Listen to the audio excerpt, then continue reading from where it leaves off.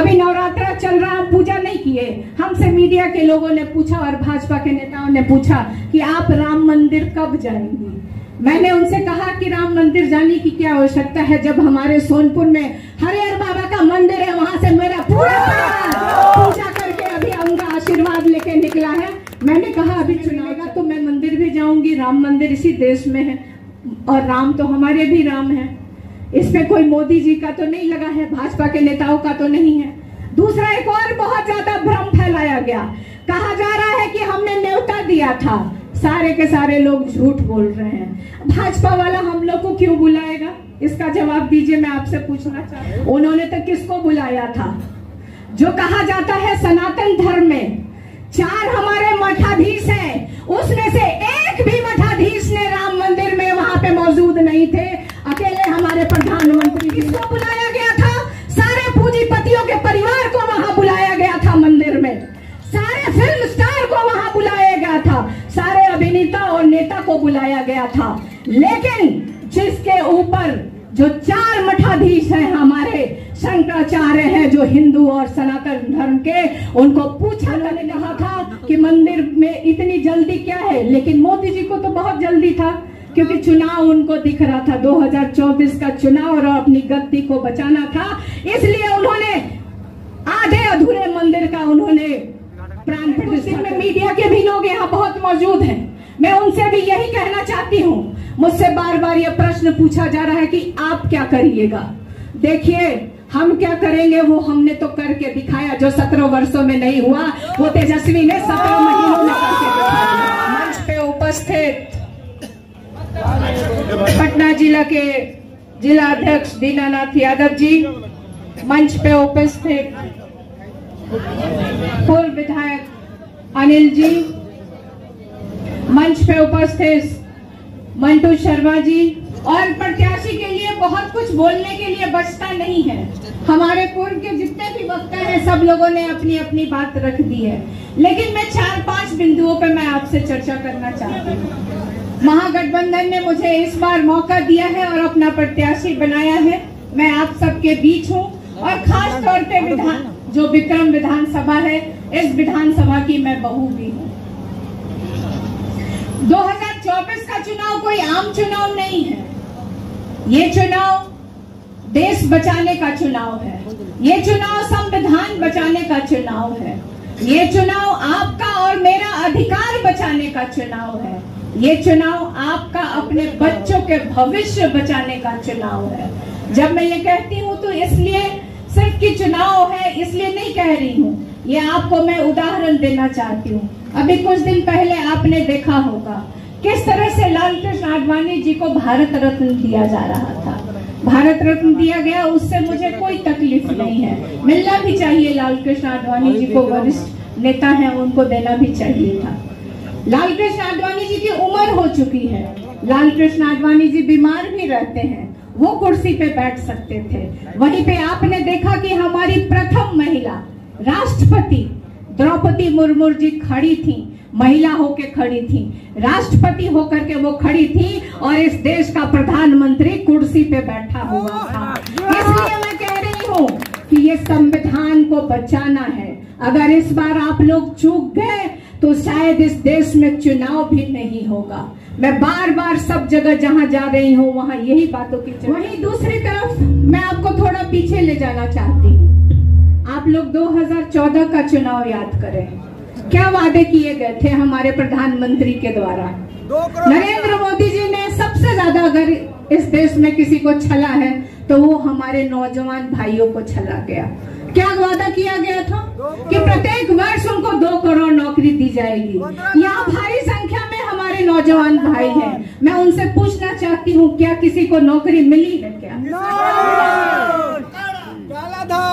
दूसरा, हमारे अभिभावक बहुत खुश हुए 2014 में कि चलो बिना काम धंधा किए हम लोग के खाता में काला धन आ जाएगा, 15-15 लाख आ जाएगा। चलो इस बार मोदी जी को मौका देते हैं। सही में मौका दिया भी, विश्वास भी किया देश की जनता ने। लेकिन मैं पूछना चाहती हूँ किसी के खाते में 15-15 लाख आया है क्या? दूसरा सबसे ज्यादा छला गया इस देश के अन्नदाता को, हमारे किसान भाइयों को, खासतौर पे बिहार प्रदेश कृषि प्रधान प्रदेश है। क्या कहा गया कि हम एमएसपी लागू करेंगे, हम 2022 तक सारे किसानों की आय दुगनी करना चाहते हैं। क्या किसी की आय दुगनी की है क्या? तो सारे मुद्दे पे ये लोग विफल रहे हैं। दूसरी तरफ महंगाई चरम सीमा पे है। हमारी महिलाओं को परिवार चलाने में कितनी कठिनाई होती है। आज गैस सिलेंडर, किसी वक्त हमने कहा कि आज मैं गैस लेने गया तो जो 1200 रुपए का सिलेंडर था शायद 900 रुपए का मिल रहा था। देखिए चुनाव आता है तो अभी पेट्रोल का भी दाम कम कर दिया गया है, हाँ 2 रुपए। और जैसे ही वोट खत्म होगा 4 तारीख को रिजल्ट आएगा, आप याद करिएगा उस पे उसको 100 रुपए कर दिया जाएगा। तो ये इनकी कथनी और करनी में बड़ा फर्क है।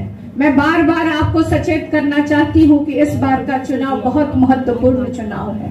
अगर आप सब लोग यहाँ पे महागठबंधन के लोग आप यहाँ पे उपस्थित है तो आप लोग आज इस सभा से एक संकल्प लेकर के जाएं कि आप अपने गांव में पंचायत पे जाके इन सब बातों की चर्चा करें कि आखिर देश में हो क्या रहा है। एक तरफ 2 बार उनको मौका दिया गया। हमारे यहाँ देखिए प्रधानमंत्री जी कब आते हैं बिहार, जब चुनाव होता है 5 साल में एक बार आते हैं। 3 बार इस चुनाव में 2024 के चुनाव में 3 सभाएं बिहार में वो कर चुके हैं। पहले दिन कहाँ गए थे? जमुई गए थे। जमुई में किसके लिए वोट मांगने गए थे? अपने दामाद के लिए वोट मांगने गए थे। तब परिवारवाद पे नहीं थे। नवादा किसके लिए वोट मांगने गए थे? अपने बेटे के लिए वोट मांगने गए थे। तब परिवारवाद पे नहीं मुंह खुला। एक और बात मैं बताना चाहती हूँ, कल से मेरे बयान को तोड़ मटोड़ के यहाँ की कुछ मीडिया, जिसको कि गोदी मीडिया कहा जाता है, वो चलाती है। मैंने क्या कहा था? मैंने एक प्रश्न पूछा था अपने इस देश के प्रधानमंत्री से और भाजपा के नेताओं से।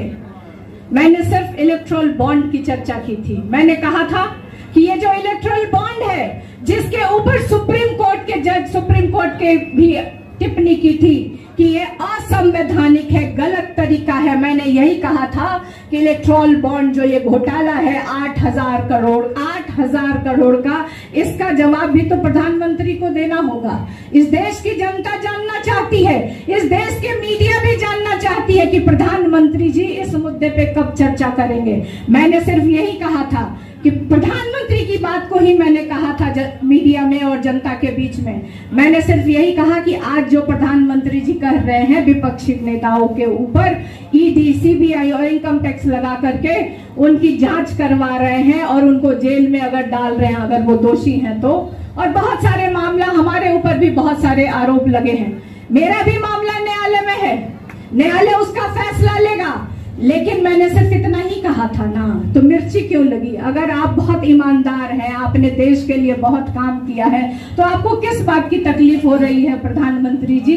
मैंने तो सिर्फ इतना ही कहा कि अगर हमारी सरकार आएगी तो हम भी इलेक्टोरल बॉन्ड की जांच कराएंगे और इसमें जो दोषी होगा उसको भी जेल भेजेंगे। हमने गलत क्या कहा? हमने चर्चा की है कि आप एक तरफ विपक्ष के नेताओं को जेल में डाल रहे हैं। यही बात तो मैं भी कह रही हूँ कि जब हम आएंगे तो वहां पे ये जांच होगी और जाएंगे। दूसरी बात, आज इस देश में हो क्या रहा है? कोई मुद्दे की बात नहीं हो रही है, कोई किसान की बात नहीं हो रही है, कोई बेरोजगारी की बात नहीं हो रही है, कोई महंगाई की बात नहीं हो रही है। सिर्फ बात क्या हो रहा है? कौन क्या खाएगा, कौन क्या पहनेगा, कौन कहाँ मंदिर जाएगा। मैं यहाँ मौजूद सभी लोग हैं, बहुत धर्म, अधिकतर लोग, कुछ लोग हिंदू होंगे, कुछ लोग माइनॉरिटी समाज से आते हैं, मुस्लिम होंगे। यहाँ मंच पे भी उपस्थित जो नेतागण हैं, ये भी मैं पूछना चाहती हूँ, क्या 2014 से पहले बिहार में कोई मंदिर नहीं था क्या? देश में मंदिर नहीं था क्या? वहाँ पूजा पाठ नहीं होती थी क्या? क्या हमारे यहाँ छठ नहीं होता है क्या? क्या हम दिवाली नहीं मनाते हैं क्या? हम दशहरा नहीं करते हैं? अभी नवरात्रा चल रहा, हम पूजा नहीं किए। हमसे मीडिया के लोगों ने पूछा और भाजपा के नेताओं ने पूछा कि आप राम मंदिर कब जाएंगी? मैंने उनसे कहा कि राम मंदिर जाने की क्या आवश्यकता है, जब हमारे सोनपुर में हरिहर बाबा का मंदिर है, वहां से मेरा पूरा पूजा करके अभी उनका आशीर्वाद आशीर्वाद लेके निकला है। मैंने कहा अभी चुनाव चल रहा है, समय मिलेगा तो मैं मंदिर भी जाऊंगी। राम मंदिर इसी देश में है और राम तो हमारे भी राम है। इस पे कोई मोदी जी का तो नहीं लगा है, भाजपा के नेताओं का तो नहीं है। दूसरा, एक और बहुत ज्यादा भ्रम फैलाया गया, कहा जा रहा है कि हमने न्योता दिया था। सारे के सारे लोग झूठ बोल रहे हैं। भाजपा वाला हम लोग को क्यों बुलाएगा, इसका जवाब दीजिए, मैं आपसे पूछना चाहती हूँ। उन्होंने तो किसको बुलाया था? जो कहा जाता है सनातन धर्म में 4 हमारे मठाधीश हैं, उसमें से एक भी मठाधीश ने राम मंदिर में वहां पे मौजूद नहीं थे। अकेले हमारे प्रधानमंत्री जी ने पूजा की। किसको बुलाया गया था? सारे पूंजीपतियों के परिवार को वहां बुलाया गया था मंदिर में। सारे फिल्म स्टार को वहां बुलाया गया था, सारे अभिनेता और नेता को बुलाया गया था। लेकिन जिसके ऊपर जो 4 मठाधीश हैं हमारे शंकराचार्य हैं, जो हिंदू और सनातन धर्म के, उनको पूछा तक नहीं गया था।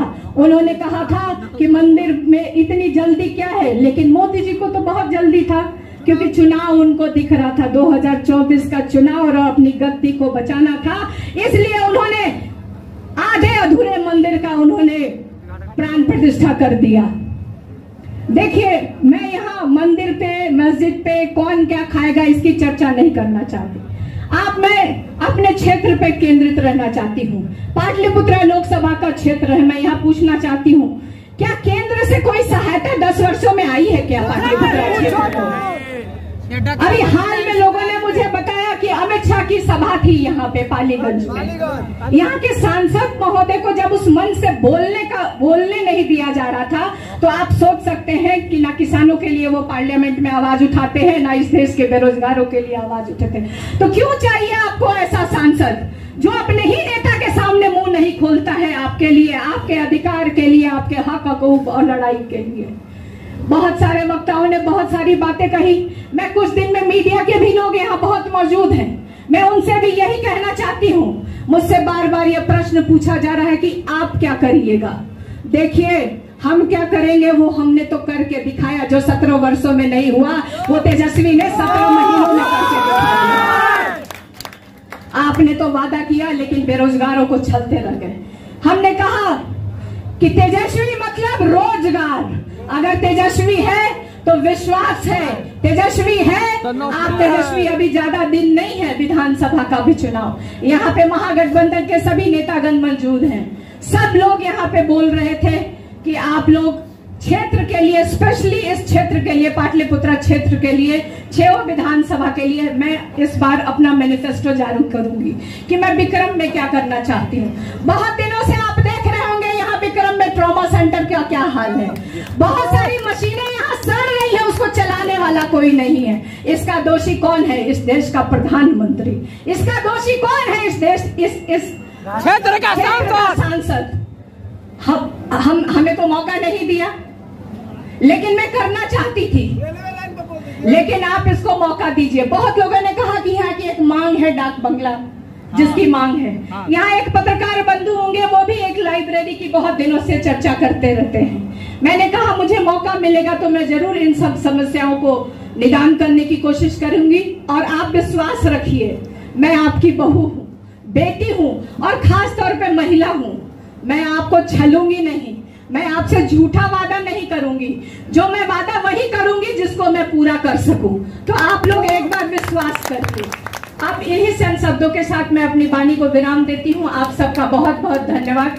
आप लोग मेरे साथ एक नारा लगाएं, विक्रम के अभिभावक जिंदाबाद, जिंदाबाद, जिंदाबाद। विक्रम के नौजवान जिंदाबाद, जिंदाबाद, जिंदाबाद। विक्रम की महिलाएं जिंदाबाद, जिंदाबाद, जिंदाबाद। राष्ट्रीय जनता दल जिंदाबाद, जिंदाबाद, जिंदाबाद। महागठबंधन जिंदाबाद, जिंदाबाद, जिंदाबाद। लालू यादव जिंदाबाद, जिंदाबाद, जिंदाबाद। तेजस्वी यादव जिंदाबाद, जिंदाबाद, जिंदाबाद। और मंच पे जितने भी नेतागण यहाँ मौजूद हैं, आप सबका बहुत बहुत धन्यवाद। और यहाँ पे जितने भी विक्रम विधान प्रखंड के कार्यकर्ता लोग आए हैं, आप लोग कृपया करके खाना खाएं और खाना खा के ही अपने घर जाएं। लेकिन एक संकल्प लेके जाइएगा कि जो भी चर्चा हो रही है, बहुत सारे लोग यहाँ नहीं आए, महिलाएं नहीं आई, इन इन सब में, और खास तौर पे मैं अपने नौजवान भाइयों को ये बात कहना चाहूंगी कि इस बार आपको ये बेड़ा उठाना पड़ेगा कि आप किस तरह से जाकर के अपने गांव में, पंचायत में इन सब बातों की चर्चा करें। बहुत बहुत धन्यवाद।